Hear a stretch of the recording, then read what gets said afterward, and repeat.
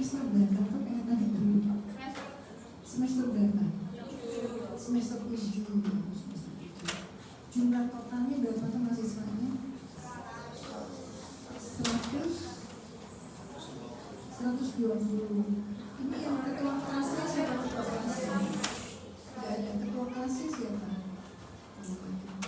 Namanya siapa, Mbak siapa? Siapa? Mbak Sherly. Itu kalau kuliah itu enak kuliah online atau offline?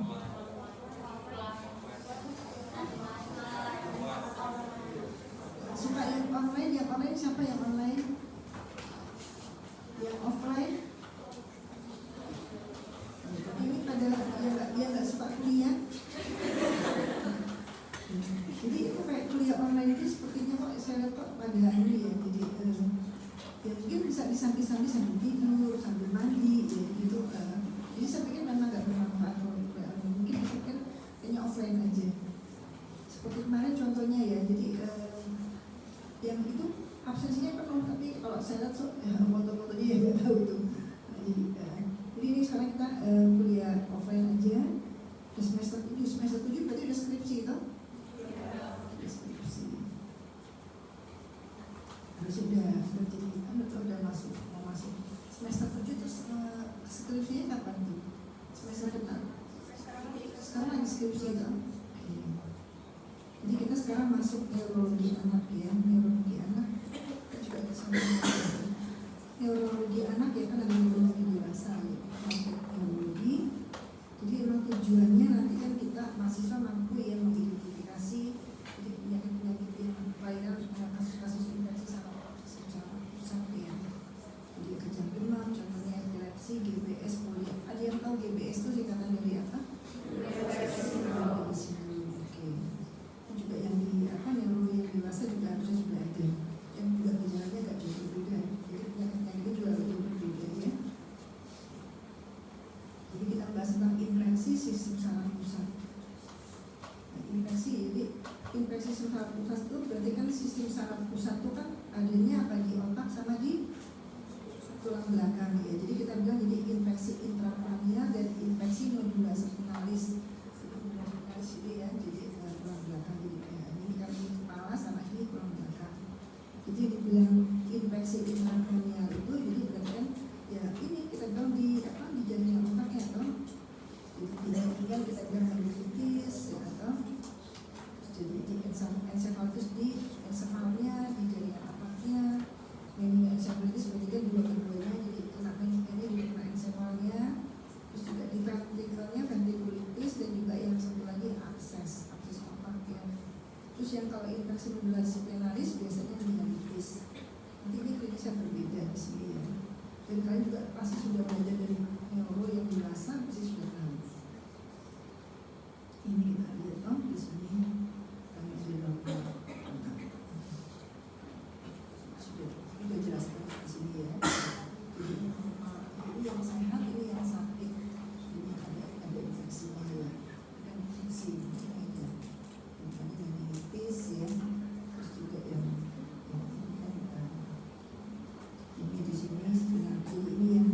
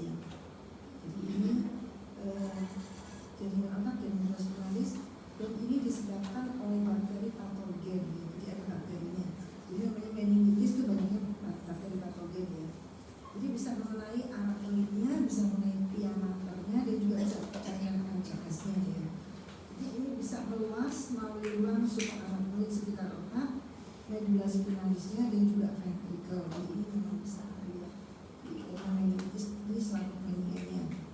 Emang ini angka kematiannya ya cukup juga ya 5-10% cukup tinggi. Dan 40% gejalanya menimbulkan degenerasi sisa, jadi dia sembuh. Jadi sembuh anaknya tapi dia cacat ya. Nanti dia pasca meningitis umpamanya mengenai anak umur 5 tahun. 5 tahun kan dia sudah bisa berjalan dan bisa bercakap-cakap seperti anak-anak lainnya. Tapi pasca meningitis biasanya ada kemunduran. Jadi jangan kaget kalau seorang anak kecil dia baru kena radang otak terus dia pasca sembuh, ya itu jadi seperti kayak anak-anak yang nggak bisa apa-apa, tergantung luas kerusakannya. Jadi ya umpamanya dia yang harusnya sudah bicara lancar nggak bisa bicara lagi, harusnya sudah jalan sudah nggak jalan lagi. Jadi itu harus juga ntar pakai fisioterapi. Jadi kayak orang struktur.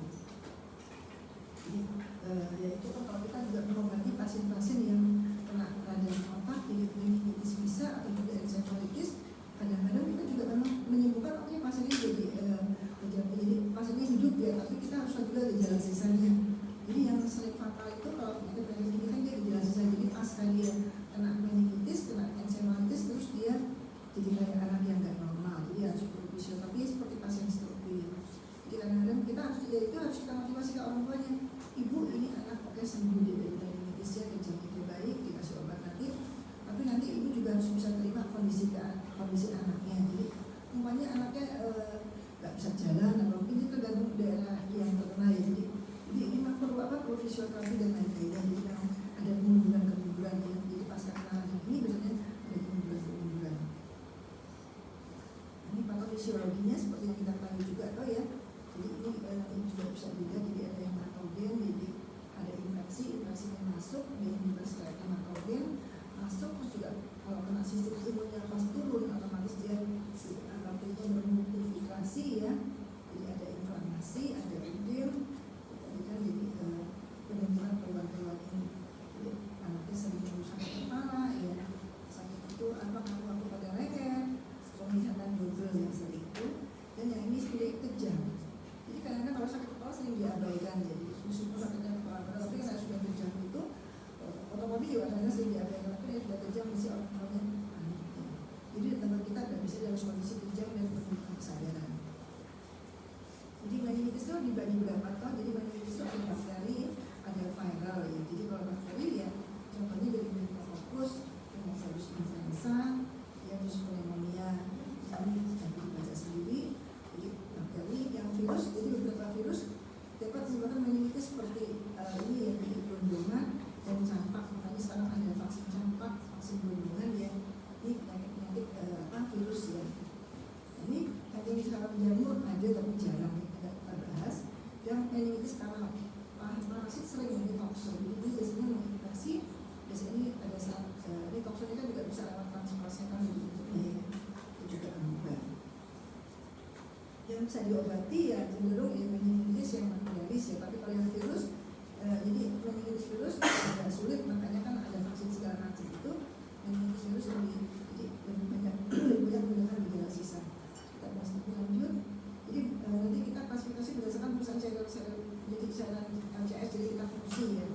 Dapat dikasih jadi kan nanti menurut dari klasifikasi kan macam-macam, dari ini lewat bakteri atau virus atau jamur atau parasit. Kalau ya ini berdasarkan dari LCS-nya, jadi dari fungsi kita perlu fungsi toh itu untuk produksi apa untuk standarnya kan kita uji fungsi, kita lihat cairannya. Jadi kalau meningitis purulenta biasanya nanti bentuknya pemburuan. Kalau yang seros dia bahannya kemudian ya kalau asetik begini ya. Jadi lihat apa cairan atau bahan fungsi kita juga bisa mengidentifikasi kalau ini purulenta biasanya karena bakteri. Hingga nanti kita kultur bakteri jenisnya apa. Kalau seros dia TB biasanya ya kuning itu. Tapi kalau yang jernih biasanya dia karena virus jamur atau inflamasi. Dengan LP bisa kita perkirakan karena apa. Nah ini juga penyebabnya juga bermacam-macam. Biasanya itu kalau anak usia kurang dari 2 bulan biasanya tadi karena streptococcus ya, karena E. coli kan dari aeropa dari streptococcus, jadi itu dari orang dewasa yang diproduksi anak ya. Terus yang paling lagi pseudomonas biasanya ini dari penularan kalau biasanya dapat dari rumah sakit. Terus yang 2 bulan 6 bulan ya itu juga mirip-mirip, tapi ini kan dia sudah mulai bersosialisasi, mungkin dapat hukuman dari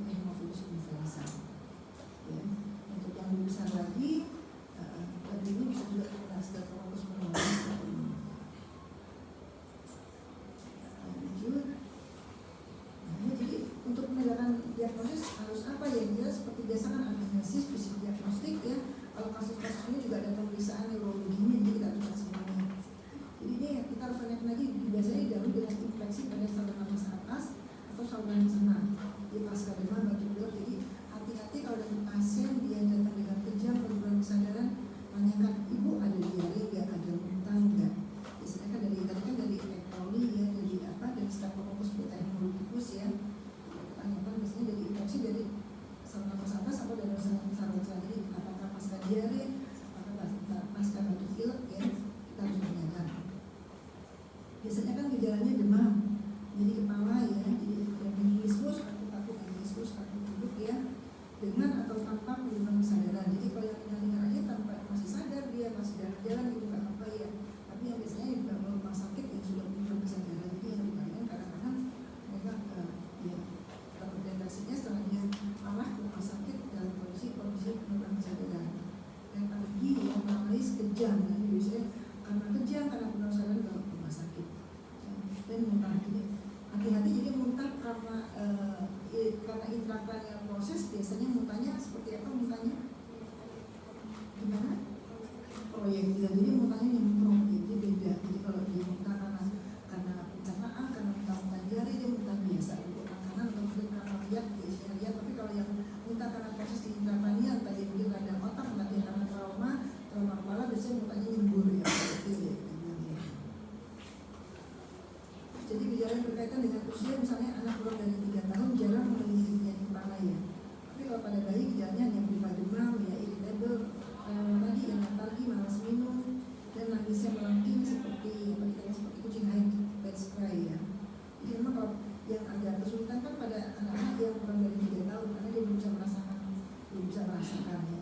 Paling cuma rewel ya. Tapi kalau pada bayi biasanya nangisnya melengking dan lagi malas minum ya. Di sini kita diagnosis tadi dari anamnesis, seperti biasa kan kita selalu melakukan diagnosis penyakit apapun dari anamnesis ya, dari fisik diagnosisnya ya. Jadi fisik diagnosisnya kita nilai kesadarannya, biasanya ada penurunan kesadaran dari kita ya. Nah, terus juga yang kita periksa lagi ubun-ubun. Kapan kita periksa ubun-ubun? Biasanya ubun-ubun itu dia menonjol ya, menonjol gitu ya. Nah, jadi kita periksa ubun-ubun itu kalau pada anak-anak yang berusia berapa? Untuk 5 tahun, apakah perlu bisa ubun-ubun untuk kasus meningitis ataupun dia masih dehidrasi? Kan dehidrasi juga kita harus cek ubun-ubun tuh. Kalau dehidrasi kan ubun-ubunnya cekung. Kalau dia ada proses intracranial karena mungkin ada perdarahan otak atau ada infeksi kan dia menggonjol. Nah itu kapan kita bisa periksa apa? Ubun-ubun. Ada anak usia berapa? Berapa tahun? Yang kencang berapa? 2 tahun. Kenapa 2 tahun? Karena iya belum menutup. Jadi ubun-ubun manusia itu dia menutup pada usia 18 bulan sampai 2 tahun. Itu 2 tahun. Jadi di atas 2 tahun tidak perlu kita periksa ubun-ubunnya ya. Kita cek lagi kaku kuduknya. Cek kaku kuduk dan bisa udah dapat RW ya. RW dewasa kaku kuduk kita cek. Terus juga kita cek langsung anemia lainnya, Brudzinski, Kernik ya. Kita cek semuanya. Terus juga kita lihat lagi gejalanya seperti apa, apakah ada defisit neurologis, seperti kejang vokal, apakah cuma kejang satu sisi, apakah kejang seluruh tubuh, kita perhatikan semuanya ya. Pada langsung meninggal mungkin dia temukan pada anak berusia kurang dari 1 tahun tadi yang kita bilang ya, karena memang tadi umurnya belum tutup tadi ya. Kadang-kadang anak-anak tadi kan sudah tahu dia tadi memprot ya. Terus juga kita harus cari tanda-tanda infeksi lagi, pokoknya ini kok normal semua, tapi kok anaknya belum sadar dia kejang-kejang, ini tanda-tanda meningkat duduk, jadi tanda-tanda meningkat ada, kita harus cari vokal infeksi lainnya, biasanya bisa dari gigi juga bisa, dari gigi ya, suka korek-korek gigi juga bisa, dari korek-korek telinga juga bisa ya, dari THT, jadi kita tanyakan dia suka korek-korek telinga enggak, giginya dia kerowok enggak, ya tanyakan dia. Atau juga dia juga memang pasien itu memang opnam di rumah sakit karena sepsis atau karena pneumonia yang secara imunologi malah kita alatnya mengenai. Terus ini kalau kita udah cek anamnesis, fisik diagnosis sudah, terus penunjang apa yang kita kerjakan ya, yang paling wajib kita adalah tarifnya wajib ya. Nah ini juga kita cek gula darah, misalnya orang sadar pak hipoglikemi, baik glikemi, kita kalau pada anak kecil jarang, kalau orang dewasa kita harus cek gulanya ya. juga pemeriksaan elektrolit penting. Jadi kalau dapat pasien itu jangan lupa cek gula dan cek elektrolit. Jadi tanyakan diare dan muntah enggak ya. Jadi kalau gangguan elektrolit juga bisa menyebabkan kejang kita untuk menyiram. Tadi kan imbalan elektrolit, apakah hipoglikemi, apakah hiperglikemi, ataukah dia infeksi murni. Jadi kita cek darah rutin, apakah dia infeksi, cek jadi gula darah, apakah jadi itu yang sering dilakukan orang-orang manusia kejang ya. Jadi nanti dewasa juga seperti itu, anak-anak juga seperti itu. Jadi kalau pasien kejang, ini dia kalian tugas jangan lupa cek darah rutin GDS kalau itu sudah ya. Ini fungsi lumbar sangat penting untuk penegakan diagnosis dan menemukan etiologinya. Jadi dapatkan cairan kru dan kru ya dengan cek juga nomor mandinya bagaimana, cuma asalnya juga kita hitung dan juga kita harus apabila telah mendapat antibiotik sebelumnya juga kita harus tanyakan. Kadang-kadang LCS-nya bagus, ternyata dia dapat antibiotik sebelumnya cuma dosisnya belum pas. Jadi kita harus tanyakan semuanya di sini. Ini pemeriksaan penunjangannya lagi. Pada kasus berat tidak ada kontraindikasi lumbar fungsi ya. Jadi lumbar fungsi itu juga untuk lumbar fungsi kita juga harus cek lagi apakah dia ada kontraindikasi ya. Umpamanya juga ada luka sepele ya, luka di daerah bokongnya itu juga sebenarnya ada serpitis, ada eksipas, nggak boleh kita fungsi ya. Jadi kita bahas ini kasus berat dan ada kontraindikasi fungsi lumbar sebaiknya ditunda dan tetap dimulai pemberian antibiotik. Jadi jangan berarti ada kontraindikasi terus antibiotik dan diberikan. Jadi alasannya kenapa? Karena itu fungsi lumbar. Jadi karena fungsi lumbar ya maksudnya itu membantu diagnosis, tapi kalau umpamanya tidak memungkinkan untuk melakukan fungsi lumbar, tetap langsung kita berikan antibiotik, apalagi dengan penurunan kesadaran dan juga dia ada panas tinggi dan juga ada kejang-kejang ya. Jadi, penundaan 2-3 hari tidak membantu diagnosis kecuali untuk identifikasi kuman ya. Itu pun juga jika antibiotiknya sensitif. Misalkan kalau kita lumbar fungsi itu kita juga periksa, terus kita juga foto, kita pengen tahu jenis bakteri, jenis kumannya itu apa ya. Nah, terus jika memang kuat dugaan karena meningitis, meskipun terdapat tanda-tanda peningkatan tekanan internalnya, fungsi lumbar masih dapat dilakukan asal hati-hati ya. Jadi emang biasanya kalau kita sebelum fungsi lumbar kita juga cek lagi ya, kemudian kita konsul mata kali ya. Tapi kalau kalian nggak ada mungkin di daerah nggak ada dokter mata ya kita cek pilnya ya, gimana ya, isopor gimana juga di situ ya. Jadi kontraindikasi untuk fungsi lumbar hanya jika ditemukan tanda dan gejala peningkatan tekanan internalnya karena lesi di satuan. Ya. Jadi kita lanjut di sini. Nah, tadi belum sampai gejala lainnya tadi kan ya. Ini CT scan ya, CT scan MRI sekalian ya, MRI ya. Jadi pada kasus berat atau juga ada komplikasi seperti komplikasi lumbar, hidrosefalus dan apes-apes, alangkah baiknya kita langsung MRI. Ya. Terus jadi ini udah kita cek jadi darah sudah ya, terus fungsi lumbar juga sudah ya, kita cek semua.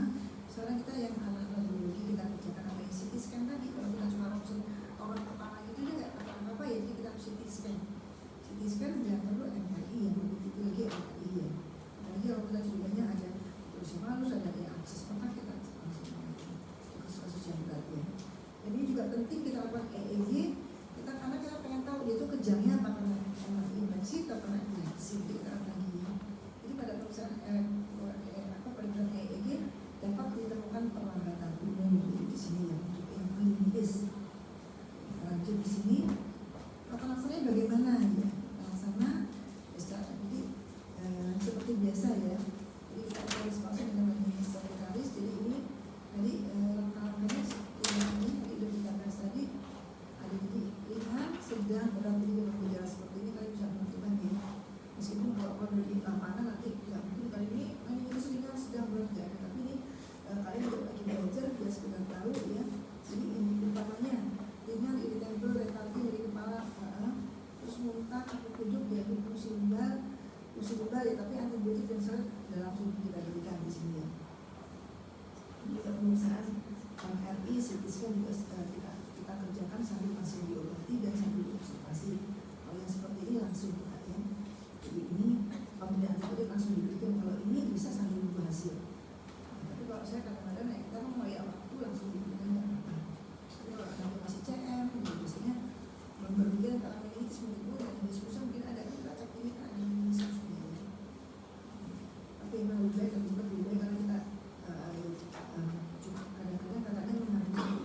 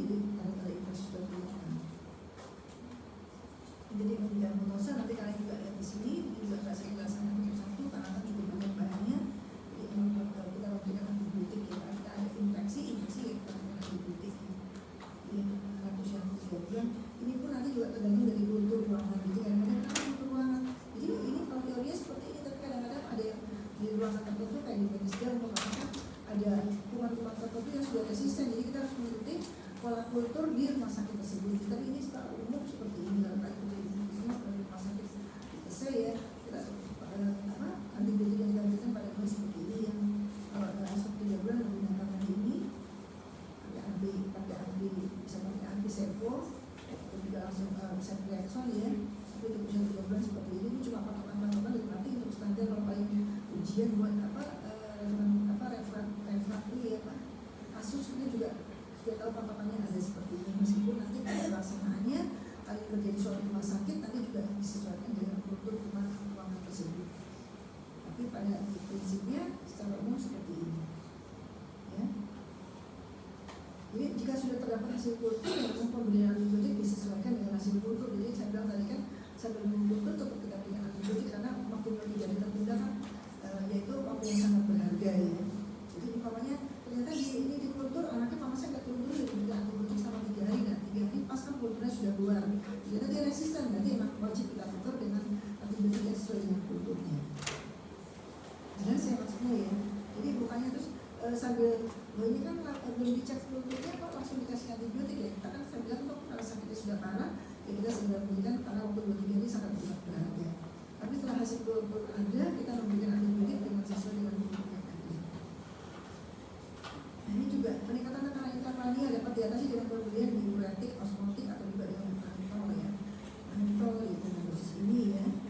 Terus juga evaluasi fungsi lumbar perlu dilakukan untuk melihat respon terapi. Dan kita evaluasi lagi kan kembali pada saat awal kita fungsi yang pertama, terus setelah itu kita evaluasi. Meskipun pada pelaksanaannya juga nanti kadang-kadang kalau pasien juga sadar baik tidak kita kerjakan. Jadi sebenarnya tapi kalau pasiennya jelek biasanya kami kerjakan. Kita kerjakan untuk respon jadi untuk apa, untuk evaluasi. Tapi kalau responnya bagus, kadang-kadang pasien sendiri menolak dia kan kita siap mau ubah fungsi pun harus ada informasi. Tapi teorinya tetap pokoknya evaluasi fungsi lumbar perlu dilakukan untuk melihat respon terapi. Jadi ini tetap tanya seperti yang awal kita cek, setelah itu kita cek.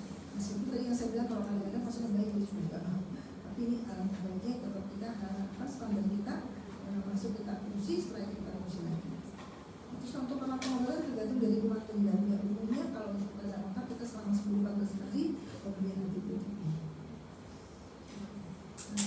Ini kan terlaksana dengan obat-obatan.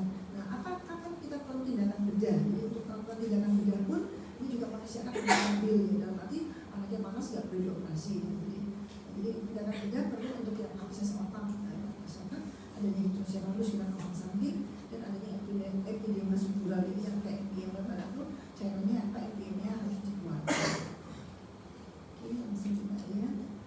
Untuk pelaksananya jadi suportif tadi pemberian fungsi pengobatan dan ini seperti selama hari ke-3-4 pada vital evaluasi juga kita amati untuk mencegah aspirasi pasien biasanya dipasangkan dulu pada awal sakit ya. Dan perlu kita pasang sonde. Biasanya kalau pasien dengan penurunan kesadaran kita pasang sonde, kita pasang dalam kateter.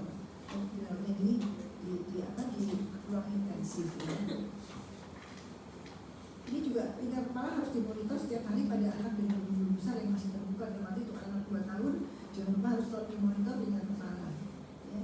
Juga kan seperti pasien-pasien mereka kita pas ada sembang ginjal, kan juga yang pasien-pasien dengan asites ya, dengan DF itu juga kan ada asites juga jangan lupa sering kita ukur di kaki.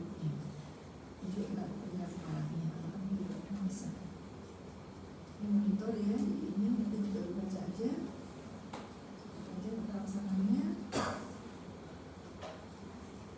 Nah ini juga untuk memonitor, jadi karena ada interaksi itu kita memonitor jadi untuk memantau efek samping penggunaan antibiotik dosis tinggi ya, dilakukan pemeriksaan darah konvers secara serial, jadi uji fungsi hati, uji fungsi ginjal, tidak ada indikasi ya. Jadi pemberian antibiotik untuk yang infeksi intracranial sama infeksi batuk pilek beda ya. Jadi kita menggunakan sefotaksim, ceftriaxone menggunakan 100 mg per kilogram berat badan ya. Jadi kalau kita cuma kayak menggunakan kayak ampicillin juga, kita ampicillin kan paling pakai dosisnya pakai 5-15 mg per kilogram badan untuk kasus-kasus yang batuk pilek biasa. Tapi kalau untuk kasus intracranial kita menggunakan dosis tinggi. Makanya kenapa harus dimonitor fungsi ginjal, fungsi hati ya. Kita ya tetap dalam arti kan setiap obat juga tetap ada efek samping yang harus kita harus hati-hati ya. Jadi dosis intracranial beda dengan dosis batuk pilek ya. Kemudian pemberian ampicillin untuk kasus intracranial pasti 100 mg. Tapi kalau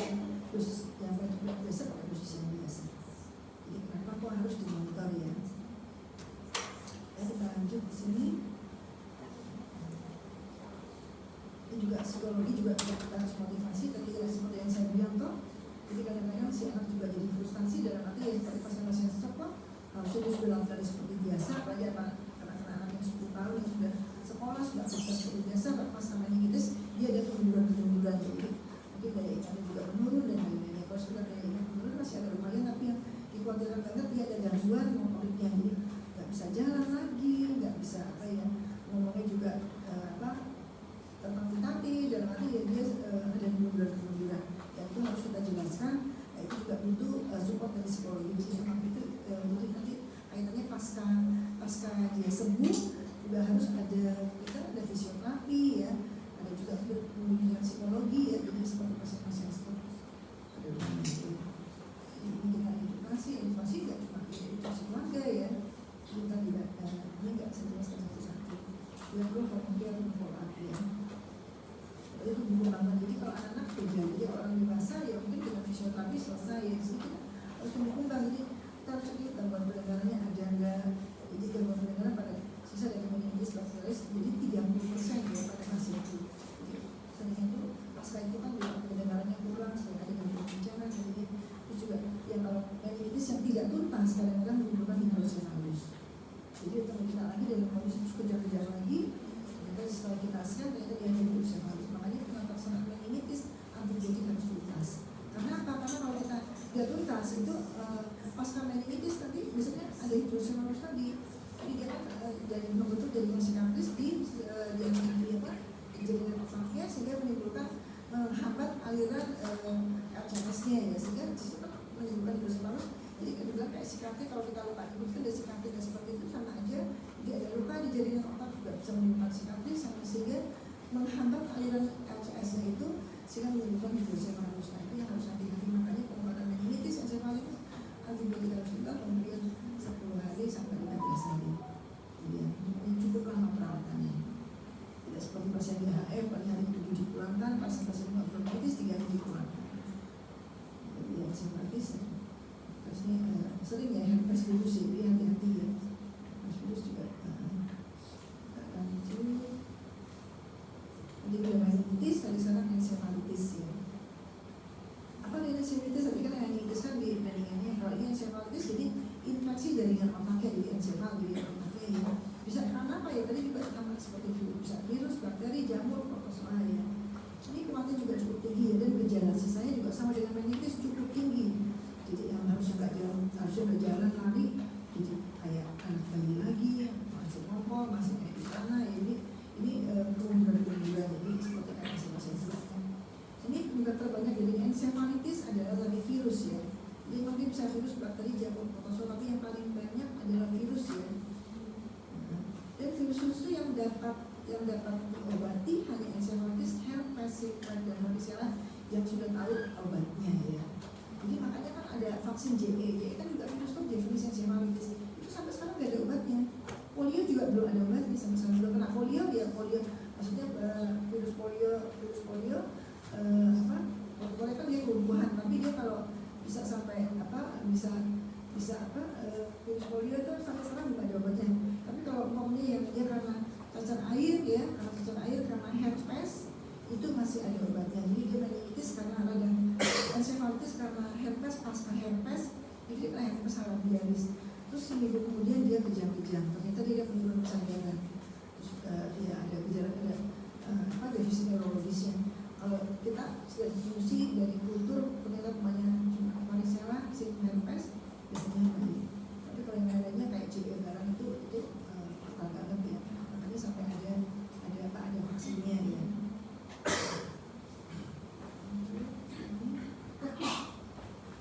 Jadi di sini kan kalau di ensefalitis tidak seperti meningitis, jadi tidak ada proses inflamasi. Jadi istilahnya ensefalopati ya. Kalau meningitis kosong kalau dulu ini dia ensefalopati, jadi kayak kesadaran kanker gitu. Karena dia kalau awal-awal gitu dia belum sadaran, tapi dia ngomong nggak nyambung, dia kayak brain gitu. Jadi tidak ada proses inflamasi, tapi dia ada ensefalopati. Ini etiologinya, jadi virus-virus, makanya sekarang kan virus-virus ini juga ada vaksinnya ya. Karena sampai sekarang belum ada obatnya. Seperti kalian dapat pasien kasus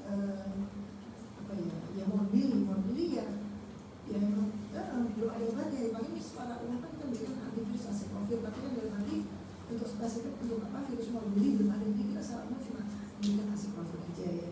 Jadi etiologinya ya viral, non-viral juga bisa ya, dan juga sama lagi itu karena infeksi dia dan juga karena alergi.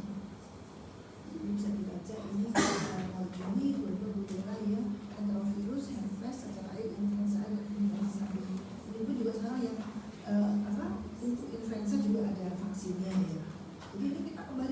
yang kuliah sebelumnya, memang untuk mencegah penyakit-penyakit ini makanya sekarang ada imunisasi.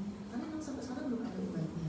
Sampai sekarang vaksin JE ya, itu juga JB itu kan juga virus toh, vaksin JB itu vaksin influenza ya. Jadi seperti itu. Dibaca lebih lanjut. Diagnosisnya yang diberi encephalitis tadi. Cuma kalau yang sama ada meningitis tadi ya, kalau yang ini cuma dia nggak ada kandung tubuh. Kalau itu kan ada kandung tubuh. Kalau defisit neurologisnya sama ya, patologi juga muncul semua. Jadi demam tinggi mendadak, hipertensia dan muntah ya, jadi ini meninggal dari laki-laki ya. Jadi penurunan kesadaran dengan cepat ya, jadi malah. Jadi encephalopati tadi ya, kejang dan penurunan kesadaran. Kejang bisa juga umum atau vokal dapat berupa sampai. Jadi kejang-kejangnya lama. Jadi akhirnya kalau berupa sampai kejang-kejang lama ya biasanya itu encephalitis ya. Status epileptikus datang kejang-kejang udah dirujuk dari dia kiriman dari Bantul namanya. Sana udah kejang-kejang udah 1 jam 2 jam kira-kira kejang juga masih kejang, karena kita juga masih kejang berarti kan rutanya udah masuk status epileptikus. Tadi kita bahas juga tentang status epileptikus itu apa tuh gitu ya. Lagi diagnosisnya biasanya hipotensia ya, kesadaran menurun ya sampai koma ya. Jadi peningkatan peran intracranial dan keumpuannya tipe UMN ya.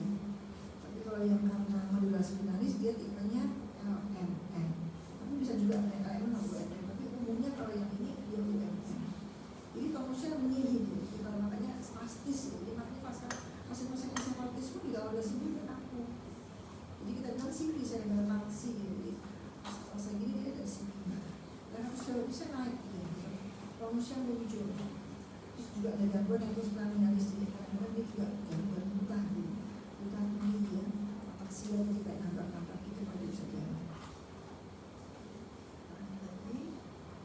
Ini yang satu penunjang seperti biasa kan dalam rutin juga ya.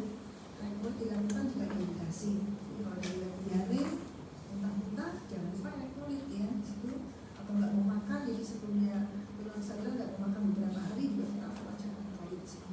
Terus juga dia bisa normal atau seperti fungsi normal belum itu tidak encephalitis. Jadi kita juga kultur itu juga sama lagi tadi. Karena sampai kita cek juga serologinya, terus ada tadi. Juga pencitraan juga MRI, CT scan ya, dan juga EEG. Itu kalau orang sana seperti biasa tidak ada yang spesifik ya, karena dari virus maupun antiviral tidak ada yang spesifik ya. Tidak spesifik jadi memang simptomatik semua. Makanya sampai ada imunisasi karena memang pada umumnya ya seperti tadi. Jadi simptomatik, suportif seperti itu. Jadi saya mencegah elektrolit ya. Ada peningkatan kita turunkan juga laksana kejangnya yang penting kita harus diatasi ya. Dan biasanya pasien ini sebaiknya kita kurang intensif karena kejang itu makin lama kejangnya berarti makin kurang oksigen ke otaknya, berarti makin banyak gula. Jadi jangan kaget kalau pasien pasca kejang lama, pasca status konfusi, pasca status epileptikus biasanya ada kemunduran. Sampai juga nanti kalau kalian lagi juga ada sindrom TOT ya, sindrom TOT itu jadi pasien itu mundur dalam arti dia jadi sering tuh kena anak-anak 10 tahun, 12 tahun ini dia tuh udah normal biasa sekolahnya pintar ya, kena kejang terus dia lama kena kejang sampai selama 1 jam. Mas kalau kejang berhenti dia kok kayak apa ya, kaki tangannya jadi kayak lumpuh nggak bisa bergerak. Tapi dia paling seminggu dengan fisioterapi dengan lain-lainnya gitu, dia normal lagi. Tapi karena oksigen kekurangan, otaknya kurang oksigen sehingga menimbulkan kemunduran itu. Setelah pulih dengan fisioterapi dan lain-lainnya akan kembali normal. Ya, mungkin 40 tahun menceritakan oksigen tubuh juga sering kembali ya. Tata laksananya medikamentosa ya, jadi pemberi ya antipiretik, ya cairan infus ya, obat anti-epilepsi untuk kejangnya tadi ya. Dan kadang-kadang untuk kasus-kasus sampai juga memberikan kortikosteroid untuk anti-inflamasi. Dan untuk mencegah kejang berulang kita berikan benikoin atau kandungan kita ya. Jadi kita penelitian juga kita berikan kita juga ada penelitian kita berikan juga berarti kita juga dengan menggunakan monitor. Ini sudah stabil dan kita konsultasi tadi dengan rehab medik untuk fisioterapi yang juga psikologis untuk pendampingan. Oke, kita bahas lagi tentang di sini ada yang bertanyakan nggak baru? Ada yang bertanyakan nggak? Tidak ada, kita lanjut.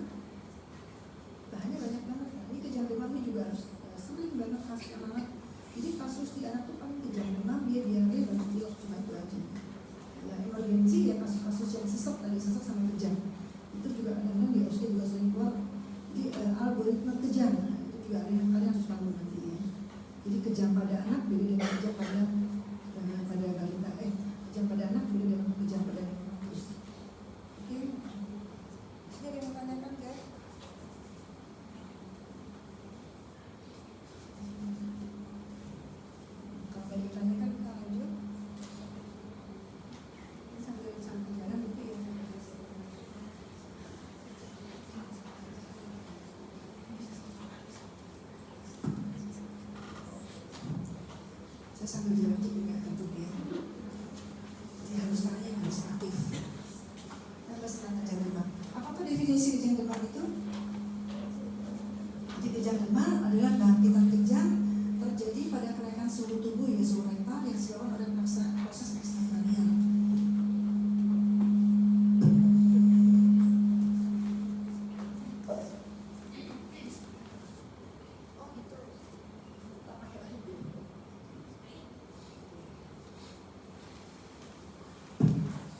Jadi pokoknya kejang karena encephalitis itu masuk kejang demam nggak? Tidak, karena pada encephalitis meningitis bukan termasuk kejang demam. Karena dia proses intrakranial ya. Jadi yang dibilang kejang demam, jadi dia proses ekstrakranial. Jadi mungkin dia kejangnya ya karena panas tinggi. Panas tingginya mungkin karena dia batuk pilek, karena dia diare ya, karena dia pneumonia ya. Jadi dia panas tinggi terus dia kejang. Jadi dia karena proses ekstrakranial. Kalau jelas-jelas ada ubun-ubun membonjol, terus juga dia ada kaku kuduk, ada defisit neurologis, ada konus neurologis naik, itu bukan kejang demam ya. Atau juga pasien epilepsi datang ke lagi pengobatan epilepsi, dia berumur 5 tahun datang lagi ke kita dengan kejang demam, dengan panas tinggi terus dia kejang. Apakah itu termasuk kejang demam? Ya, tidak ya. Jadi kalau dia yang sudah epilepsi terdiagnosis datang dengan posisi kejang, dia bukan kejang demam, tapi dia epilepsi diprovokasi dengan demam. Iya. Lanjut. Angka kejadian cukup tinggi ya, masih cukup tinggi ini ya. Jadi kejang demam terjadi pada 2-4% anak berumur 6 bulan sampai dengan 5 tahun. Jadi ini biasanya kalau kejang demam itu 5 tahun. Jadi kalau kalian sering dengar kalau orang tua bilang dulu anaknya kena stem. Nah ini stem ini kan 5 tahun. Jadi biasanya kalau kejang demam ini dia akan membaik dengan sendirinya dengan imunnya makin meningkat. Kan imun manusia kan 8 tahun terbentuk baik ya, makanya dia dengan makin usianya makin baik dia biasanya akan membaik ya. Jadi dibilang kejang demam itu dia sampai usia 5 tahun, 5 bulan ke 5 tahun. Anak yang pernah mengalami kejang demam ini tanpa demam tadi yang saya cerita tadi ya, kemudian dia kejang demam kembali tidak termasuk dalam kejang demam ini tadi yang saya bilang ya. Jadi dia pernah kejang tanpa demam, jadi dia pernah kita tahu dari terdiagnosis epilepsi obat rutin. Terus dia kejang lagi pada saat dia demam, tapi bukan termasuk kejang demam. Jadi epilepsi diprovokasi dengan demam. Lanjut ke klasifikasinya apa? Jadi kita bilang KDS dengan KDK. Kalian juga sudah bedakan apa itu KDS itu, apa itu KDK ya. Karena nanti kaitannya dengan profilaksis. Mana yang perlu obat rutin, obat kejang, dan mana yang tidak perlu rutin ya. Jadi kita harus tahu juga di sini. Nah ini yang dibilang kejang demam sederhana. Jadi kejangnya nggak boleh lewat dari 15 menit. Kalau sampai setengah jam itu berarti sudah bukan kejang demam sederhana lagi, dan masuk kejang demam kompleks ya. Dan ini dia berhenti sendiri ya. Jadi kejangnya umum, kronik, jadi kejang seluruh tubuh. Kalau kejang vokal hati-hati, bukan kejang demam sederhana ya. Itu kejang demam kompleks. Misalnya kalau kejang demam vokal berarti ada sesuatu di otaknya, berarti kan dia ada gangguan di sini. Jadi kalau yang kejang demam umum biasanya dia yang kejangnya umum seluruh tubuh kita bilang KDS, kejang demam sederhana ya. Jadi tanpa gerakan-gerakan vokal, jadi nggak ada seperti gerakan mengayuh sepeda dan lain-lainnya. Jadi kejang tidak berulang dalam waktu 24 jam. Jadi kalau kejangnya dalam waktu 24 jam ada 2-3 kali bukan kejang demam. Ya. Lanjut sini. Ini kejang demam kompleks. Nah, ini lahannya tadi sebenarnya kan gampang tadi itu. Ini kurang dari 15 menit, yang ini tadi 15 menit. Nah, ini tadi kan kalau yang tadi kejang seluruh tubuh, ini kejangnya dia vokal. Berarti vokal kan ada sesuatu di sentralnya, di kepalanya. Jadi mungkin kerusakan di daerah mana tergantung. Karena daerah bicara dia nggak bisa bicara, karena dia motoriknya mungkin motoriknya sebelah mana yang kena, yang itu yang juga menimbulkan gangguan. Dan ini bisa berulang atau lebih dari 1 kali dalam 24 jam. Jadi kejang jam 7 di rumah udah diobati, baru ke rumah sakit di IGD kejang lagi, di ruangan kejang lagi, itu bukan kejang sederhana tapi masuk kejang demam kompleks. Ya. Nanti saya tanya dulu ya nanti. Ini kan harusnya gampang ini karena ini kasus umum. Ya. Apa aja yang perlu kita cek di sini ya, laboratorium pasti ya. Kita tahu itu karena dia proses ekstrakranial, apakah dia karena bakteri, apa karena viral ya. Saya datang dengan kasus dengan kejang demam, ternyata udah beberapa hari manusia nggak turun-turun, ternyata dia DB. Jadi datang awal dengan kejang demam, ternyata dia prosesnya DB. Kejang apa DB kan juga panasnya tinggi banget itu. Di awal panas tinggi banget, kita kasih obat nggak sembuh-sembuh ya karena dia viral kan. Ujung-ujungnya dia terus tambah pada hari ketiga ya. Ini kita jangan lupa tetap cek darah rutin, lalu laboratorium, kita dapat tujuan di dalam tim fungsi rubal ya. Kalau memang ini fungsi rubal juga tertentu. Jadi nggak semua pasien kejang demam harus di rubal fungsi. Jadi ada kriteria tertentu. Biasanya pasien anak-anak kurang dari 1 tahun dan kejang yang pertama kali kita cek untuk fungsi rubal.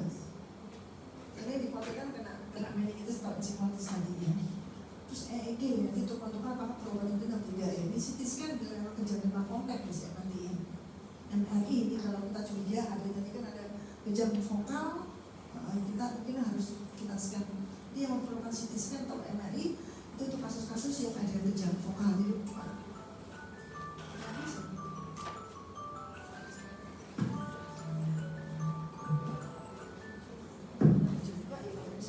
Juga dari waktu di mana masih banyak banget tinggalnya. Itu aja ya. Nah ini faktor risiko berulang ya tadi riwayat kejang demam dalam keluarga, kurang dari 12 bulan tadi. Nah ini temperatur yang ada pada saat kejang, makanya ini yang seperti ini kita juga nanti akan ada obat profilaksis. Udah waktunya udah habis ini. Habis ini beli apa ini? Gak ada. Masih Mbak Greta butuh sih tidak gitu. Ini waktu masih banyak banget lagi.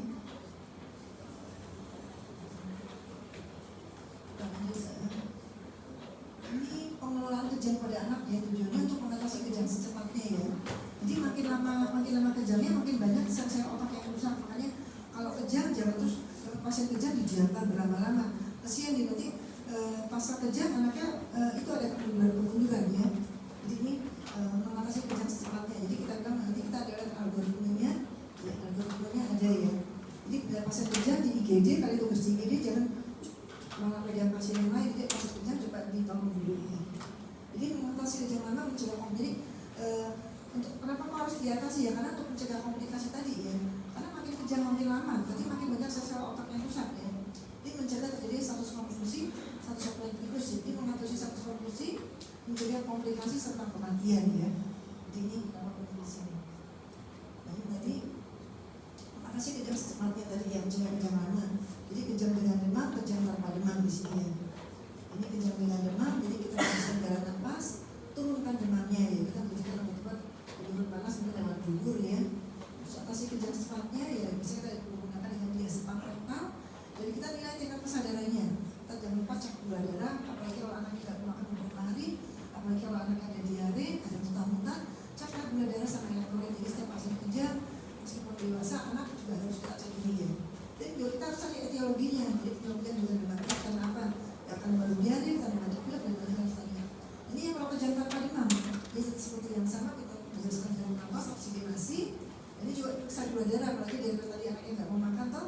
Dan pastikan apakah memang epilepsi atau bukan. Jadi kita tanya riwayat keluarganya, ataukah juga ini kejang berulang. Kita tanyakan, Pak ini Pak anaknya sudah kejang yang beberapa kali, kita harus yakinkan dia epilepsi atau cuma karena kita bilang kan ada konversi histeri, jadi anak-anak yang sering kayak apa sih kayak ada psikosomatik itu ya.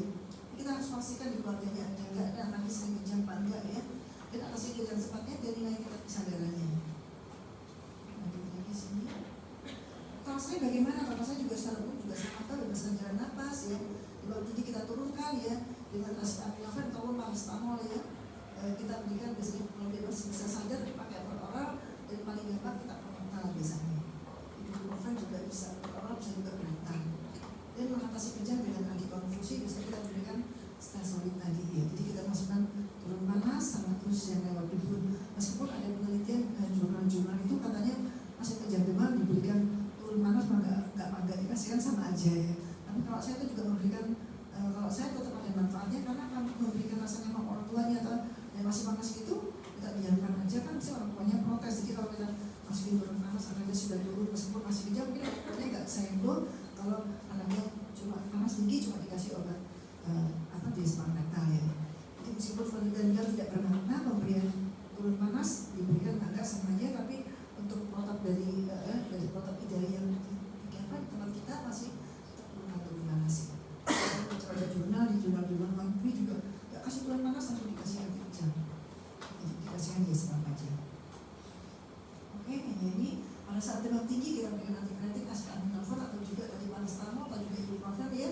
Cuma hati-hati pemberian ibuprofen juga pada kasus kasus-kasus kayak musim-musim penghujan banyak DB, kasus DB karena Prof juga efek sampingnya juga mengencerkan darah kita menggunakan trombositnya. Jadi kadang-kadang pas ibuprofen akhirnya bisa pikirnya karena ya karena dan lain-lain, ternyata dia karena efek dari ibuprofen. Kan berpikirnya bisa panas tinggi tapi dia DB. Ini karena baru pemberian ibuprofen. Jadi pemberian proses hati-hati pada musim-musim DB ya. Gesipan oral, gesipan oral dengan dosis tadi. Ini dia gesipan oral ya, nanti dibaca sedikit. Jadi anak dengan kejang demam perlu dirujuk bila. Jadi kapan kalian sebagai dokter UGD, dokter di puskesmas sebenarnya akan merujuk. Jadi merujuk tadi bila kejang demam konkret, jadi sehari kejangnya lebih dari sekali ya, kejang demam konkret atau juga kalau saya tinggi gak turun-turun ya. Terus usianya di bawah 6 bulan ini hati-hati dapat anak di bawah 6 bulan kejang terus ya. Jadi ini juga hati-hati dengan dirujuk, takutnya ada proses penyerapan lagi ya. Dan juga ini kejang demam pertama kan. Apakah kita rancu apakah dia kejang demam sederhana ataukah dia karena ada infeksi pernapasan. Nah, kalau ini dengan ketemu defisit neurologis di sini, kita harus hati-hati ya. Lanjut di sini, ini algoritma yang saya bilang kalian harus tahu ini. Algoritmanya harus tahu di sini ya. Ini sering banget keluar di OSCE ini. Jadi algoritmanya harus tahu di sini.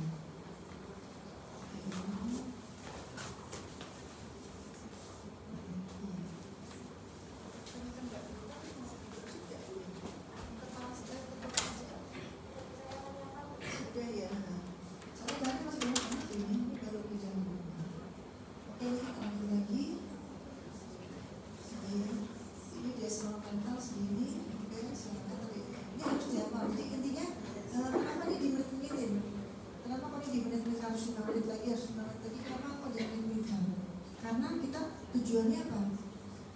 Mengatasi kejang secepatnya tadi. Karena lewat dari 30 menit kita masuk status konfusi. Dan status konfusi pendapat saya sudah beda lagi algoritmanya. Jadi ini jam-jam ini ya, jadi masuk yang rektal dulu 5 menit lagi, masih kejang lagi, masuk lagi. Masih kejang lagi, kita masuk lagi, tapi ini sudah harus dipasang infus ya. Pasang infus, kalau sudah pasang infus kita berikan IV, kalau belum pasang masuk akal lagi. Ini masih berlangsung, berarti kita berikan ini biasanya sudah harus masuk pasang infus ya. Jadi ini dari 5 menit, 5 menit, 10 menit, 15 menit ya. 15 menit. Ini kalau dia yang sudah pasang infus bagaimana? Jadi kan saya pertama pakai rektal. Rektal terpasang, kita berikan lagi gesipan dengan IV lain ya. Masih kejang lagi, tunggu 10 menit, tunggu 10 menit. Jadi kita masuk lagi, ini biasa pam lagi. Masih kejang lagi, berarti kita 5 menit kita tunggu, diberikan penitoin atau penebarbita atau bidasolar. Biasanya dia ada di sini, penitoin kalau enggak penebarbita. Kita lanjut lagi di sini, ya. Jadi tadi yang kita lihat kan sudah berlangsung dari ini berapa menit. Jadi kan 5 menit, 5 menit, 10 menit, 15 menit nih. Masih kejang ini. Kita yoyaan waktu ya, masih kejang ya. Nah ini jadi kejang telah berlangsung 15 menit atau lebih. Hentikan kejang jika komplikasi, jadi masuk beri lagi kan penitoin lagi. Tunggu 10 menit, nah 10 menit tadi kan udah 25 menit ya. Ini masuk ini lagi, masih kejang lagi, berarti kan dia udah masuk status konfusi. Ini ya udah masuk status konfusi di sini. Jadi ini oya-oyaan saya bilang ini harus segera bertanggung dengan baik. Jadi ini 5 menit tau, 5 menit, 5 menit, 15 menit, 15 menit tau udah. Terus ini tambah lagi di sini 25 menit, 25 menit, sini masih kejang, berarti kan sudah masuk 30 menit, masuk status konfusi. Udah masuk ke ini, dan ini berarti udah harus masuk ke ICU, dan rawat intensif. Jadi harus cepat ya. Kalau dia baik-baik aja, kita berikan langsung makanan pakai sodium atau obat anti-inflamasi yang lainnya. Nah ini dia sepal rektal tadi ya. Ini status konfusi bagaimana kenapa saya kalau kejang nggak berhenti-henti ya. Kita berikan latihan rasanya juga sering ya. Kalau OSCE segala macam ya. Tadi kan algoritma tadi sering banget tuh keluar itu yang tadi yang saya tunjukkan tadi. Dan ini, jadi ini algoritmanya sering tanya kalau OSCE. Ini harus hafal. Kalau jadi dalam kondisi kaget pun ditanyain harus bisa jawab. Ya, ini harus. Ini juga kalau status konfusi apa yang dikerjakan tadi ini. Yang ini dengan proses, dengan anestesi siapkan ICU, dalam ICU anestesi yang dilakukan seperti ini ya. Yang paling sering yang tadi tadi. Status konfusi tadi ini kita dibaca sendiri. Ini saya cepat-cepat aja, tapi ini ada algoritma tinggal dibaca, tinggal dihafalin. Tinggal dihafalin dan dimengerti. Nah, ini beberapa yang harus diperhatikan dalam pasien kejang ya. Jadi kita tidak boleh panik ya. Nanti dokter yang panik, apalagi keluarga pasien, biasanya itu keluarga pasien panik banget ya. Kalau kalian ikut panik nanti tambah heboh semua. Itu tertenang ya. Kendorkan pakaiannya aja, jadi kendorkan semua ya, kita lepaskan bajunya semua, apalagi di daerah sekitar leher. Dia tidak sadar posisikan anak pelan-pelan dengan kepala di bawah kita, takut muntah ya. Terus bersihkan muntah lendir dari mulutnya, walaupun kemudian dia pergi, jangan memasukkan sesuatu ke dalam mulutnya, dikhawatirkan takutnya aspirasi. Nah, ini beberapa yang harus diperhatikan ya. Jadi ukur suhu, observasi selama bentuk kejang, tetap bersama pasien selama kejang, dan berikan dia sebab rektal, jangan diberikan bila kejang telah berhenti. Jadi kalau kejang berhenti, udah nggak usah masukin lagi yang lewat dia sebab tidak kasih dosis maintenance. Ya, udah bawa ke dokter rumah sakit bila kejang langsung lebih baik betul. Oke, ini skemanya tadi. Nah, ini dewasa. Nah sekarang bagaimana kalau kejangnya bayi? Sering juga dapat kasus bayi kejang dikasih dia sepam rektal, akibatnya apa? Meninggal di UGD. Kenapa pada meninggal? Jadi bayi 3 bulan beratnya masih 5 kilo, dia kejang dia. Kalau 3 bulan kalau beratnya. Jadi ini bayi kejang pada neonatus itu kan di bawah 1 bulan, di bawah 30 hari, 30 hari. Jadi bayi umur namanya 20 hari dengan berat 3 kilo setengah ya. Dia kejang-kejang, diberikan dia sepam, kan ada sediaannya kan dia sepam adanya 5 mg pas 10 gram. Tapi dia diberikan lewat injeksi, bayinya terus apno. Kenapa Pak dia sepam menyebabkan apno? Ya karena efek samping dari dia sepam itu depresi napas dia. Jadi hati-hati pemberian. Jadi kayak tadi juga pernah tanyakan dengan ini memberikan dia sepam ini hati-hati juga memberikan dia sepam di sini ya. Jadi dia sepam rektal tidak ada masalah ya. Tapi yang kalau lewat IV. Ini hati-hati harus diencerkan. Ingat ya harus diencerkan. Karena efeknya kalau kalian masukkan juga langsung gitu, obatnya masuk, pasiennya berhenti, kejangnya berhenti, napasnya juga berhenti, meninggal di depan orang tuanya. Kalian yang masukkan itu siapa? Dokter Sina. Kita yang tertuju jadi.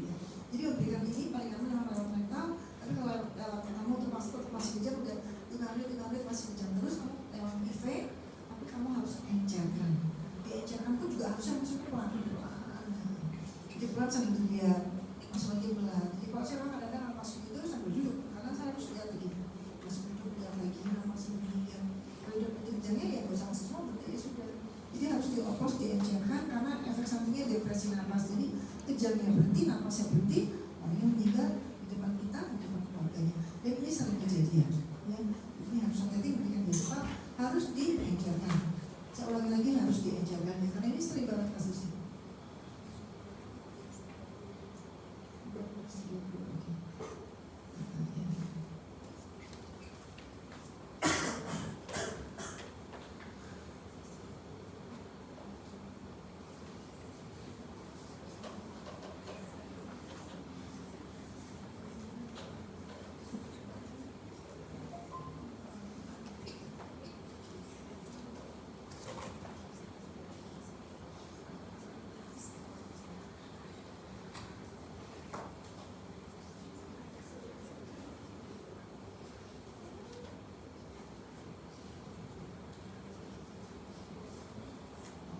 Seperti ini kita rambut aja, ini rambut.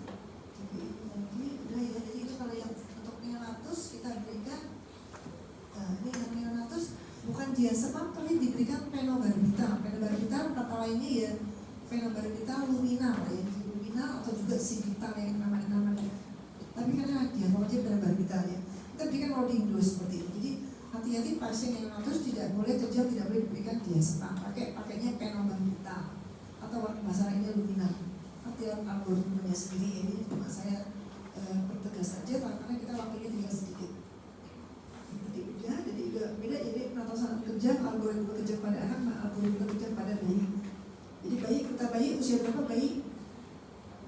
Namanya neonatus, ruang neonatologi, ruang KBY kamar bayi itu di usia berapa? Usia berapa? Jadi namanya bayi itu usia berapa? Berapa? Jadi kalian di UGD ini pasien bayi, jadi yang dibilang masuk kamar bayi itu untuk anak usia berapa? Kalau yang di ruang anak tuh ruang usia berapa?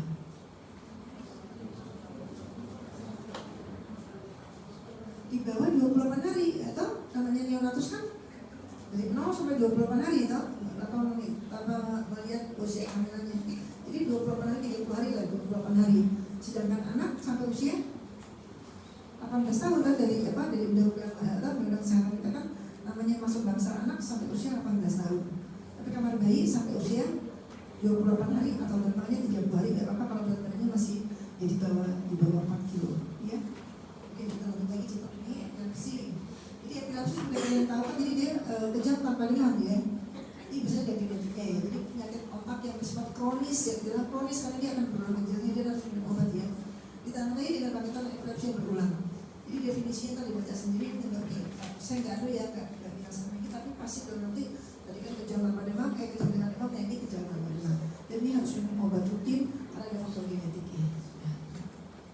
Ini juga harus dibedakan dengan tadi yang menilai pertanyaan epilepsi adalah jitterness pada neonatus dan withholding spell dan sinkop yang dilakukan pada kelompok anak epilepsi. Maksudnya di Australia tidak menggunakan obat di sini. Sinkop ini orang-orang anak yang sering semaput. Ada nggak kalian yang sering semaput kalau pacaran? Itu pasti ini harus beda dengan epilepsi. Ya, jadi sering semaput. Kalau pacaran semaput. Sebenarnya dia EG, dia epilepsi. Ya, jadi yang sering semaput juga makan nggak bu? Kita punya kan ibu dia di rumah makan pagi, pacarnya dia semaput. Ternyata dia makan begitu. Jitterness, jadi ada juga jitterness pada bayi. Jadi, nah ini juga kejang pada bayi tidak spesifik juga ya. Jadi kalian juga harus tahu beda jitterness dengan kejang pada bayi. Kalau jitterness dia kita tepuk aja namanya. Jadi biasanya kalau dia jitterness dia berhenti, tapi kalau dia kejang tetap dia kita.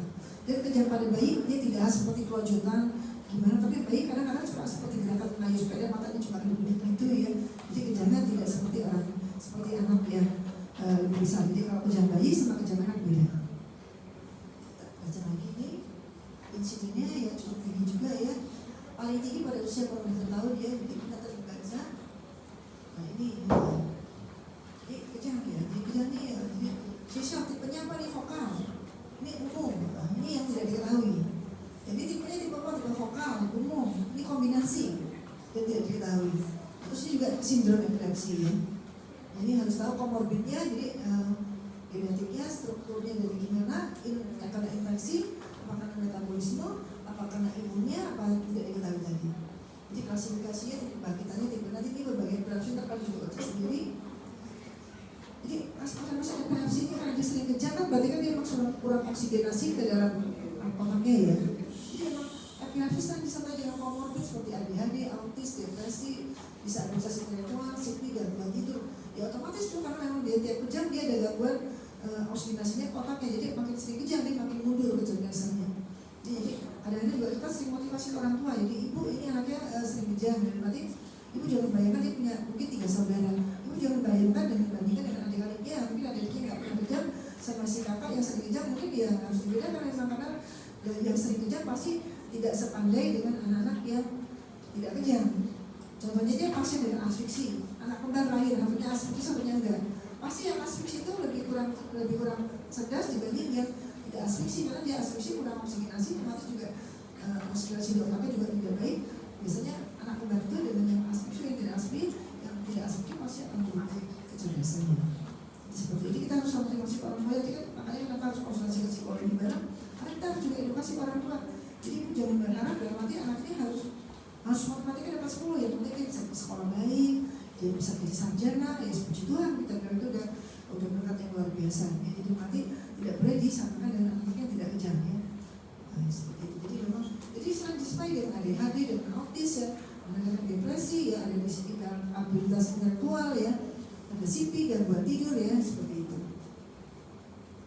Jadi ini tadi kita juga nih baca sendiri ya. Ini bisa masukin aja. Jadi ini kan cuma klasifikasi, kalau misalnya macam cuma tidur, tidak harus diapa, dan terlalu dia nggak bakal keluar. Jadi ini tidak bakal keluar. Pelaksananya bagaimana ya? Jadi ini pemberian tadi ya, pemberian anti epilepsi ya, bergantung pada resiko berulangnya bangkitan kemungkinan dan kemudian pemberian obat. Jadi setiap obat itu pasti ada efek samping, nggak obat epilepsi, obat apapun pasti ada efek sampingnya. Dan itu harus dirasakan tuanya ya. Pemilihan OE disesuaikan dengan tipe epilepsi dan sindrom ini. Tipenya seperti apa? Jadi ada mungkin si A cocok dengan obat-obat dengan asam alpurat, mungkin si B cocoknya dengan apa ranitidin. Makanya itu tidak harus tahu tipe berdasarkan gejalanya seperti apa. Ya. Jadi buat pilihan pertama dimulai dengan dosis yang terkecil ya. Kemudian dinaikkan bertahap sampai gejalanya hilang atau muncul efek samping. Tapi ini kan dalam waktu 20 tahun, jadi kita menurunkan obat epilepsi pun nggak boleh langsung kalau putus. Jadi kita harus tapering ya. Jadi setelah tidak kejam 2 tahun, 4 tahun, kalau setelah kejam biasanya baru kita akan bertahan. Ini prognosisnya baik ya, jadi anaknya ya remisi banyak terus sembuh ya, sekolah biasa ya, jadi sarjana, jadi pegawai negeri banyak juga. Jadi ini jangan kecil hati, ya epilepsi nanti gini-gini enggak. Ya, jadi dia tidak menular. Dan juga banyak yang terderita epilepsi yang tertangani dengan baik, yang tertangani dengan baik ya. Biasanya sekolahnya ya sampai sarjana, sampai jadi karyawan ya, sampai kerja, dan jadi orang berhasil ya. Jadi usaha kecil hati ya, dan nanti ini juga kita untuk support kepada orang tuanya yang ada anak yang epilepsi ya. Jadi usaha kecil hati. Karena kan orang tua sudah duluan ya. Nah, dia kerja di epilepsi dia udah langsung, aduh anak aku epilepsi kok gini-gini, jadi udah orang kecewa duluan ya. Jadi ini kalau dia berarti dengan baik, tertangani dengan baik, biasanya baik-baik saja. Oke, kita lanjut tadi GPS ya. GPS harus bedakan lagi dengan nanti polio. GPS. Kemudian pada sini makanya juga ada dapat di neuro ya, dapat ya GPS ya. Jadi gejala juga mirip-mirip sama ya. Jadi ini infeksi berhubungan dengan penyakit otomatis ini. Tadi baca sendiri saya juga jelasin satu-satu. Ini yang saya mau juga dapat. Ini 3 fase ya, sama ya fasenya juga sampai dewasa toh. Fase inisial, fase pretal, fase penyembuhan. Jadi gejala muncul mendadak dan progresif, fase mengalami kelumpuhan hingga 2 minggu. Jadi dari bawah jalannya ke atas dia. Ya, dan berlangsung hingga 4 minggu. Masa penyembuhannya bukan 4 minggu, hingga 2 bulan dan sebagian dari 6 bulan, 80% hingga 24 bulan. Jadi kelumpuhan motorik yang progresif berbeda satu ekstremitas. Dan berarti infeksi ya. Ini hal yang mendukung kekuatan untuk diagnosis. Jadi kita baca lagi di sini. Jadi kelumpuhan progresif 4 minggu, jadi 60% mengalami plateau selama 2 minggu, 80% 3 minggu, dan 9% 4 minggu. Jadi simetris ya, beda dengan kalau polio. Kalau polio cuma satu sisi, kalau dia GPS 2 sisi. Jadi kalau polio kan cuma satu sisi, juga rupanya lumpuh layu juga sama, tapi dia cuma satu sisi. Tapi kalau yang ini lumpuhnya 2 sisi. Terus kalau kayak itu encephalitis dia kan nggak jalan deh, tapi dia itu kan ini ya apa spastik. Kalau yang kayak lumpuh pada infeksi intrakranial dia lumpuhnya spastik, jadi kaku, kita bilang cerebral palsy kan kaku. Kalau ini dia lumpuh layu, disfungsi otonom, jadi sering ngebrok ya, Inggris atau nggak biasa. Ini kedapatan saraf kranial 100% mengalami gangguan saraf facialis, jadi ini mukanya juga ada peron dan lain-lainnya ya. Ini juga disfungsi sphincter. Jadi tidak serta jenuh saat jadi pemilih. Ini nggak ada demam, kodok, ujuk-ujuk dia lumpuh atau terus memang SSP terdapat beberapa variasi panas badan saat kelumpuhan, gangguan sesawi yang berat disertai nyeri, fase progresif dan sulit pandemi. Jadi ini yang saya ungkapkan yang perbedaan-perbedaannya. Jadi saya bilang kalau ini yang simetris, polio itu, kalau ini juga dari bawah atas, kalau polio bareng-bareng.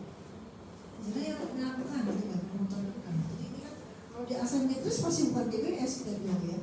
Dan apalagi di persisan ya, itu sudah bahwa pencernaan saluran kemih persisan. Jadi kalau ini biasanya membaik. Disfungsi pencernaan saluran kemih gak bisa. Jadi kita baca ya. Gejala yang pembicaraan diagnosis keracunan karbon, porfiria, dan infeksi sebelumnya, intoksikasi tinggal, sudah gangguan sensorik murni, gangguan paralitik yang berlebihan. Ini jadi kalau kita fungsi berubah, dia proteinnya tinggal. Minggu 2 tapi ya radiologi spinal untuk peningkatan jadi biasanya ya normal. Kalau GBS kita MRI pasti normal, tapi ini kalau juga kita perlu perluan MRI untuk peningkatan dengan mielitis transversal ya. Ini juga EMG dan reproduksi untuk mendapatkan diagnosisnya. Kita lanjut. Ini GBS tadi tata laksananya ya, sebagian besar pasien dapat sembuh sendiri kita bilang, tapi banyak juga yang meninggal. Jadi pengobatan secara umum bersifat simptomatik karena memang tadi kan viral juga tak? Pengobatan plasma feresis, plasma atau imunoglobulin efektif. Jadi imunoglobulin ya sekarang yang obatnya mahal banget untuk itu. Jadi pengobatan dengan imunoglobulin efektif bila dilakukan dalam 7 hari sudah onset. Jadi makin cepat makin baik ya. 7 hari onset. Jadi 20% gejala sisanya ya ada defisit neurologis. Terus 80% sembuh baik. Jadi yang 20% ada gejala sisa dia. Yang meninggal pun banyak. Jadi kenapa dia meninggal? Karena misalnya kan dia dari atas ke bawah dia sampai pernapasan itu makanya harus di ruang ICU dia ada bikin ventilator. Ada 20% yang kadang-kadang meninggalnya kalau dia sudah menyerang pada pernapasan. Jadi prognosis buruk bila anak mengalami gagal napas. Jadi keluarnya kan gagal napas, dia lumpuhnya sudah sampai paru-paru ya, dan mengalami perbaikan sudah 3 minggu kan biasanya juga membaik sendiri. Kita pasang ventilator 3 minggu baik, tapi 3 minggu tidak membaik dengan ventilator, biasanya prognosisnya buruk, biasanya meninggal. Oke, minggu baik, biasanya ini cepat kok, terus kan itu kadang-kadang juga dengan ventilator. Kalau dalam kondisi itu kita harus hati-hati, biasanya banyak meninggalnya.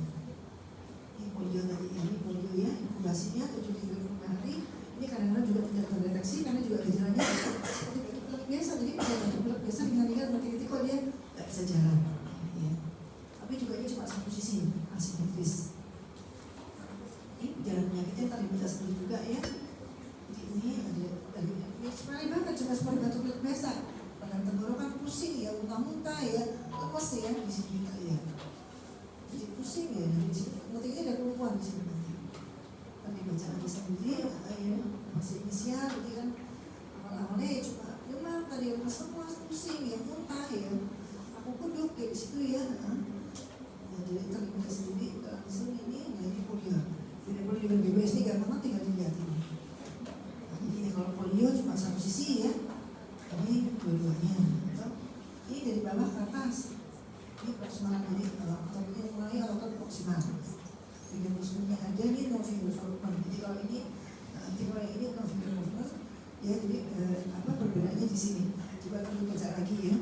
Ini munculnya di sebelah virus yang ini kan dia naik ke atas. Lanjut tata laksananya. Jadi nggak ada antivirus yang efektif ya. Jadi semua supportif dari virus-virus itu tidak ada yang efektif. Jadi cuma apa ya? Jadi kita bilang supportif dan simptomatif. Jadi penyakit virus kan simptomatik dan supportif aja ya. Tapi ya paling kita memberikan tadi kan panas dikasih turun panas, pegel-pegel dikasih obat pegel-pegel ya. Jadi supportif simptomatis dan juga paling kita menggunakan fisioterapi kan kalau kayak yang itu yang polio itu kan jadi apa dia ini tuh asimetris. Kita pakai media itu jadi untuk supaya tidak kan anak-anak itu kan masih pertumbuhan. Karena kalau di jalan begitu itu takutnya nanti juga tulang pungungnya juga berbeda, makanya dibantu beda itu untuk mengkompensasi itu biar jalannya sama. Karena dia jalannya biasa, anak-anak polio terus jalannya jadi gini. Nah, itu kan dikompensasi dengan beda itu supaya dia tidak ada gangguan bentuk dari bokongnya dan kakinya. Dan otomatis kan juga kakinya mengecil karena tidak digunakan ya. Jadi ini bisa kami dengan menggunakan bidai untuk menghilangkan rasa sakit kan kalau dia benar-benar kan sakit dia kan sakit toh dan kejadian mencegah perkembangan kelainan bentuk tadi ya. Dan operasi ortopedi tidak diperlukan. Jadi kalau memang dia mengambil sampai pendek sebelah kakinya mungkin dengan ortopedi dibuat yang berbaca atau mungkin dengan koreksi dengan sepatu yang lebih tinggi sehingga si anak juga tidak sakit kalau untuk berjalan dan juga memudahkan ya untuk aktivitas. Jadi hanya dapat penyakit-penyakit virusnya seperti JE, seperti mumps ya, gondongan itu ya, campak itu, rubella itu hanya bisa dicegah dengan imunisasi. Kalau sudah kena ya sudah dia nggak bisa dirapakan lagi. Ya simptomatik tadi ya. Jadi makanya kenapa kita gembar-gembor harus imunisasi ya seperti itu. Selesai. Prognosisnya sebagai besar tidak berjalan. Jadi sembuh dengan sendirinya kalau imunnya bagus, kalau jadi imunisasi tadi juga ya, yang berjalan 10% meninggal. Jadi ada kasus meninggal seperti kasus polio yang kemarin di daerah Sleman ya, Sleman itu yang berbatasan dengan Partai itu ada juga yang meninggal apa itu sama jadi outbreak sehingga polio di mana ya ada polio lagi kan gara-gara ada kasus yang meninggal jadi ada virus polio yang kena polio. Yang bertahan hidup 60% mengalami defisit kemarin jadi kata saya bilang tadi ada kelumpuhan jadi kecil sebelah kakinya. Jadi kalau anak yang kecil sebelah kakinya ya itu yang asimetris biasanya itu polio. Ya. Jadi kalau yang DBS dua-duanya. Juga kalau diabetes transversa juga dua-duanya. Tapi kalau DBS dia biasanya dari bawah ke atas, kalau diabetes transversa serentak bareng-bareng. Ini juga kemarin di Bangsal ada fasilitas yang besar, tidak infeksi di influenza habisnya. Selanjutnya ditanyakan, ini waktu juga sudah habis. Silakan ada yang bertanya. Jadi yang bertanya selanjutnya saya jawab bertanya. Ada yang bertanya di sini, silakan. Yang bertanya kayaknya paling belakang aja deh. Oh, yang pojok sana. Yang paling pojok, coba tanya lewat. Iya. Apa bedanya GBS dengan polio? GBS dengan polio bedanya apa? Kelumpuhan saya. Dan pertanyaan kelumpuhan pada polio sama GBS bedanya apa?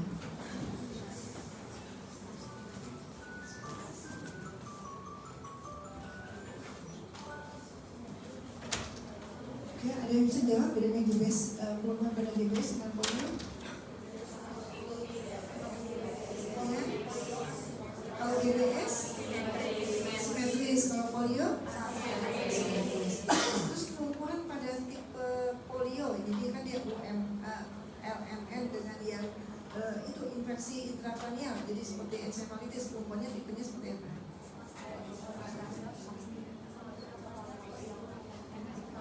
Kalau yang encephalitis pasti dia ya, karena CP kan. Kalau yang ini lumpuh layu, dia cenderung layu ya. Jadi lemas gitu ya. Jadi karena dia memang bisa UMN, bisa LMN, tapi biasanya kalau yang LMN dia polio itu ya LMN dia layu. Sekarang saya tanyakan lagi yang kemarin itu kita bahas tentang apa kemarin? Tentang vaksinasi. Nah berarti ini kita ada injeksi. Kenapa di Yogyakarta digunakan vaksin IPV tidak OPV? Padahal daerah lain masih kombinasi antara OPV dan IPV. IPV itu virus polio hidup apa mati? Yang mati yang mana? Yang OPV apa yang oral atau yang injeksi? Yang mati yang ya dua, kalau oral yang injeksi. Berarti yang jadi yang apa? Yang kalau yang injeksi yang mati apa yang hidup? Yang injeksi yang mati ya. Jadi kita memberikan virus mati. Jadi memberikan jadi kalau yang IPV kenapa kok Yogyakarta dipakai ya? Karena memang Yogyakarta untuk cakupan imunisasi cukup bagus di sini. Tapi kemarin ada kecolongan lagi tuh, ada yang kena polio juga. Ya, itu kan memang pasca COVID banyak ibu-ibu yang nggak berani bawa anaknya untuk imunisasi, makanya banyak outbreak golongan, outbreak cacar air, ya banyak outbreak dari polio. Jadi karena memang ibu-ibu pada nggak berani bawa ke rumah sakit. Nah sekarang saya tanyakan lagi, yang itu vaksin yang menurut jadi ada vaksin yang cuma sesuai dengan itu sesuai dengan vaksin JE aja. Vaksin JE itu apa tuh JE itu? Kalau kena JE ada obatnya nggak? Nggak ada, makanya juga ada vaksin itu.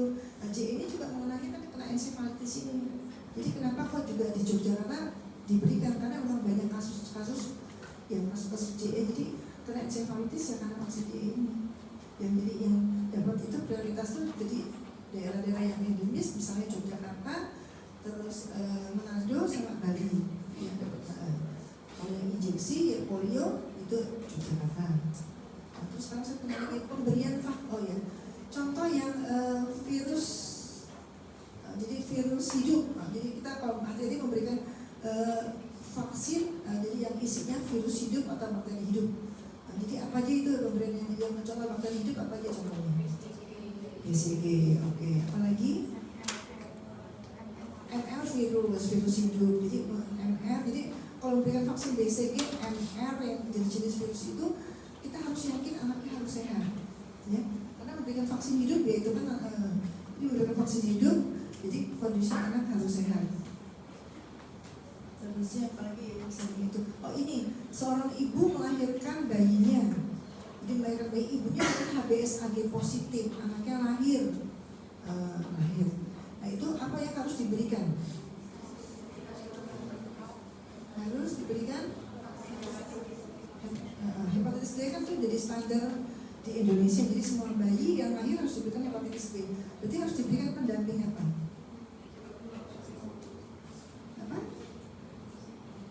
Diberikan apa? Imunoglobulin. Jadi belum diberikan imunoglobulin nggak boleh netek ibunya, karena itu dia kan jadi transplantasi sperma bisa dari ibu dan anak. Jadi itu harus diberikan dulu IUFG, jadi imunoglobulin, jadi hepatitis vaksin diberikan, yang itu juga harus diberikan, baru boleh ada ibunya.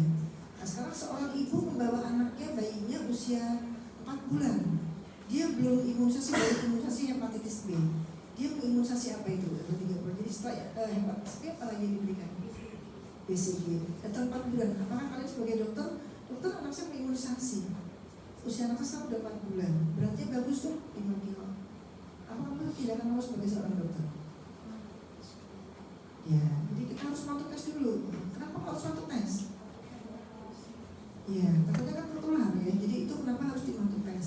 Ya, dikhawatirkan dia tertular dulu. Seandainya tertular, apa ya? Seandainya masuk tes positif, apa yang kita kerjakan? Ya, kita juga harus merasakan lagi di keluarga siapa yang positif dari siapa lagi. Jadi setiap ada anak yang positif TB, kita harus merasakan lagi di keluarganya dia ketularan dari siapa. Nah, itu juga harus diobati, karena kalau cuma diobati si anak dan umpamanya dia positif, ternyata dia kakeknya ada yang menderita, ada yang kena TB, berarti itu harus diobati bareng-bareng. Jadi dari itu intinya harus ditanyakan, ya. Itu oke, jelas ya meningitis. Terus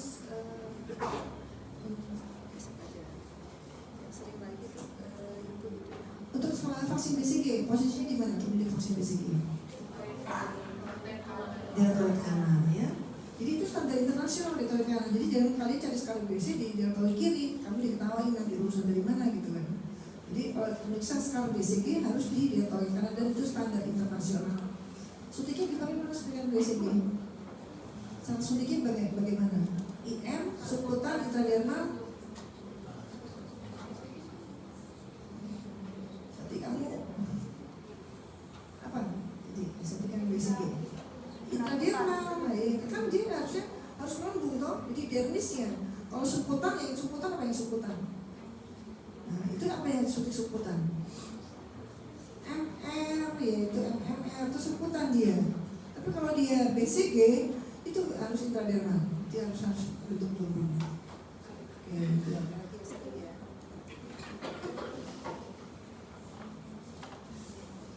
Jadi ini virus hidup. Jadi ingin memberikan BCG. Ini aja yang sedang. Vaksin cacar air. Nah, cacar air itu apa? Itu isinya vaksin cacar air, varicella.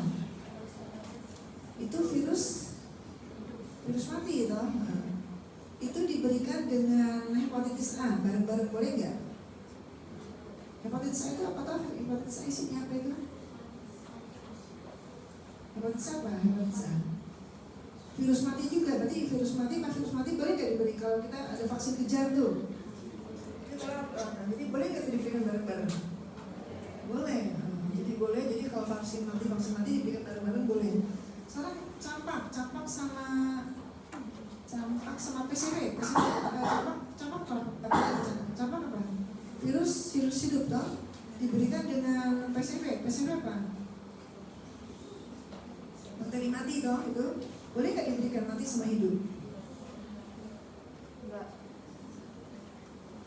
Boleh. Boleh kan kata. Sekarang virus hidup apa virus hidup? Jadi virus hidup boleh nggak diberikan bareng-bareng? Boleh juga. Tapi sekarang kalau virus hidup diberikan, jadi jaraknya virus hidup diberikan tanggal 10. Terus juga bakteri hidup diberikan, terus virus hidup, apalagi bakteri hidup diberikan 15 hari kemudian. Jadi hidup diberikan selisih 15 hari, boleh nggak? Nggak boleh. Jadi yang itu tawarin lagi ya. Jadi kalau vaksin yang kita yang khawatir itu yang vaksin hidup, karena vaksin hidup dia bisa kalau pas kondisi lemah dia bisa aktif lagi. Jadi kalau hidup sama hidup diberikan bareng-bareng boleh. Tapi kalau diberikan dengan jarak 2 minggu nggak boleh. Jadi minimal 28 hari, 30 hari, 28-30 hari. Jadi kalau hidup sama hidup harus ada jarak waktu. Tapi kalau diberikan bareng-bareng malah nggak mempan. Tapi memang responnya anaknya masih agak rewel. Tapi mati sama hidup boleh. Atau juga mati sama mati. Jadi yang kita berperhatian tuh yang virus hidup sama bakteri hidup, atau virus hidup, atau virus bakteri mati diberikan bersama tidak apa-apa, tapi kalau diberikan selisih waktu harus minimal 28-30 hari. Cuma itu aja. Ya, terus itu yang sering di lapangan ya. Harusnya yang sering buat soal ujian itu ya tadi udah. Kita itu ya udah. Nah, cuma itu dulu. Oh ini. Jadi sekarang penderita jadi dia pasien anak dengan ALL leukemia mendapat kemoterapi, kemudian imunoterapi. Dia mau vaksin campak. Bagaimana kamu sebagai seorang dokter? Nggak boleh. Harus minimal berapa bulan jaraknya? 3 bulan. Jadi ya, pokoknya harus sampai dia tidak konsumsi lagi, jadi dia sudah sehat. Jadi pemberian imunoterapi, sindrom nefrotik, pemberian prednison, kortikosteroid itu juga harus minimal 3 bulan. Coba tadi baca lagi. Itu harus dari rutinnya, jadi nggak boleh dapat kortikosteroid, dapat imunoterapi kita berikan transfusi, nggak boleh. Ya juga pasti dia mendapat imunoglobulin juga ada rentang waktunya tadi baca berapa hari. Ya coba tadi baca itu yang kasus-kasus itu yang sering jadi bahan perbincangan. Oke, di sini saya akhiri, sudah waktunya sudah habis ya. Nanti ujian berarti itu tinggal ujian tanggal berapa itu? Tanggal 20 November. 21 November.